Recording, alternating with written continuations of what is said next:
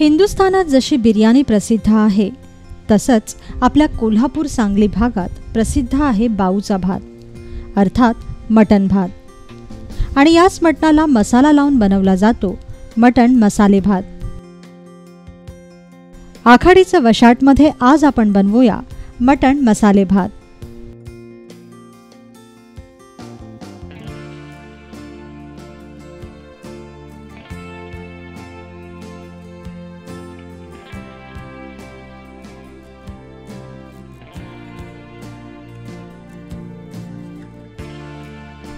त्यासाठी आपण घेणार आहोत अर्धा किलो मटण,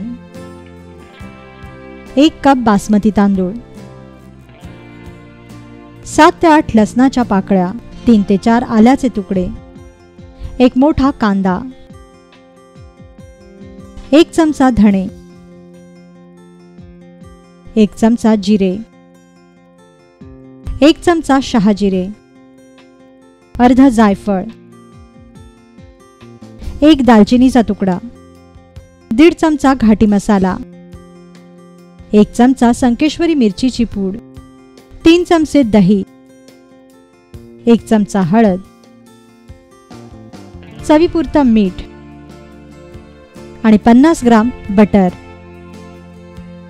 सर्वप्रथम मटण स्वच्छ धुवून घ्या. यानंतर सर्व मसाले एकत्र करून याचं वाटण तयार करा. धुतलेल्या मटणाला वाटलेला हा मसाला लावा.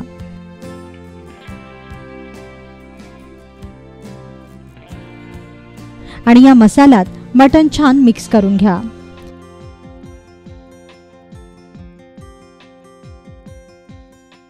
वरून यात हळद, मीठ आणि दही घाला व पुन्हा सर्व एकत्र मिळवून घ्या आणि या मसाल्यात मटण 20 मिनिटं मुरू द्या. यानंतर कुकरमध्ये बटर तापवून घ्या. बटर तापलं की मग यात मुरवत ठेवलेलं मटण घाला.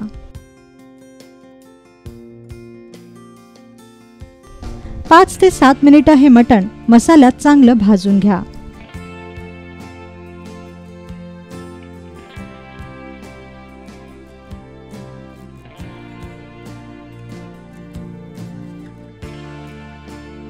यानंतर गरजेपुरतं पाणी घालून कुकरचं झाकण बंद करा आणि मटण शिजवून घ्या.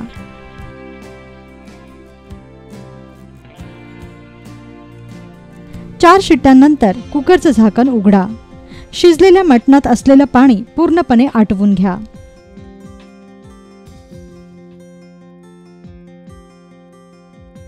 हे मटण पूर्णपणे सुकं करून घ्या आणि एका वेगळ्या भांड्यात काढून घ्या.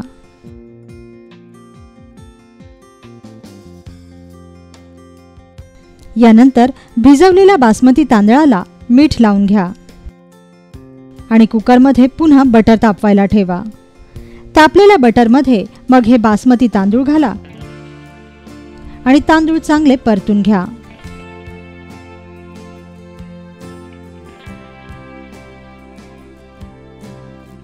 पाच मिनिटं परतल्यानंतर तांदळात पाणी घाला आणि 1 शिट्टी करून भात शिजवून घ्या.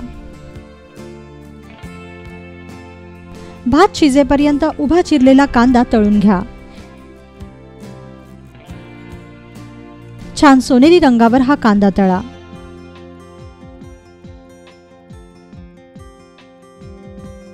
भात शिजला की मग कुकरमध्येच अशा प्रकारे खोलगट भाग करा.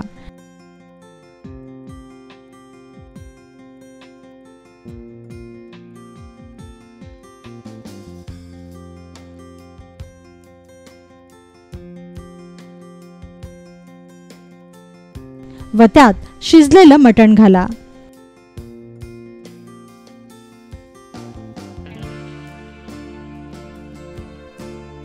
भाताने मटण पूर्णपणे झाकून घ्या